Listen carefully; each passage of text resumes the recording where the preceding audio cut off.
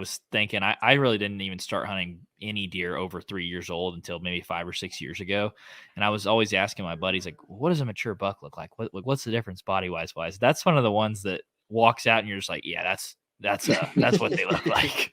Yeah, exactly. When a deer gets like that old, like it obviously super rare, but it's always those, it seems to be there's a pattern with bigger body, smaller antlers. It's like they put more of the energy and everything into their body mass than they do their antlers, and which also gets them through a lot of seasons because the biggest antler deer are the ones most of the guys in the neighborhood are targeting, and so those deer that are 120, 130, at least in where I live, can slip through the cracks a lot easier. Let's say from an outer stater perspective, we've heard the conception that those deer with like huge bodies make their rack look relatively small.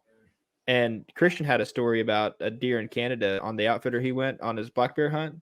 You want to tell that one real quick? Oh yeah. There was a guy that came up for a 5-day hunt up in central Saskatchewan, and he said they showed the guy that was hunting some trail cam pictures. Said, hey, you're after this deer. We think he's like 170s, 180s. And the guy went to the stand one morning and he came back and he told the guy, he said, I saw that deer and he ain't near as big as you said he was, like in the antlers. And he was like, well, I'm telling you, he's got a pretty big body. And somebody killed it like later that season, and it was like low 180s and it weighed like close to 300 pounds. And the guy was pissed. Yeah. He was pissed. I think there's definitely truth to that. I just think that we look at so many trail cam pictures and kind of get this idea of what the rack to body ratio is, and when that gets thrown off, I think our ability to judge how big the antlers are gets thrown off as well. So yeah, I think bigger body can make a rack look deceivingly small.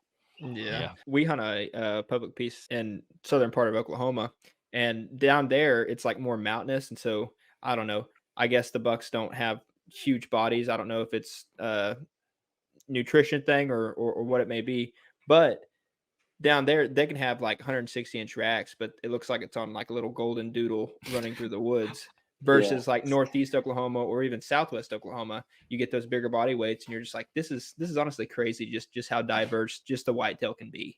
Oklahoma too, man. I've never hunted there, and I don't know what part of the state these giants are coming from, but I'm always amazed at the caliber of deer that come from Oklahoma every year. I mean, especially this year, I think I got more crazy, non-typical giants texted to me from Oklahoma this year than I can ever remember. Like I said, I've never hunted down there. I had an invite this year. My buddy Brian, who's the owner of Day 6, the arrow and broadhead company, he hunts in Oklahoma, and I was maybe going to go hunting with him late season, but ended up not. But man, there's some big deer that come from Oklahoma, and I think it's not many people realize that.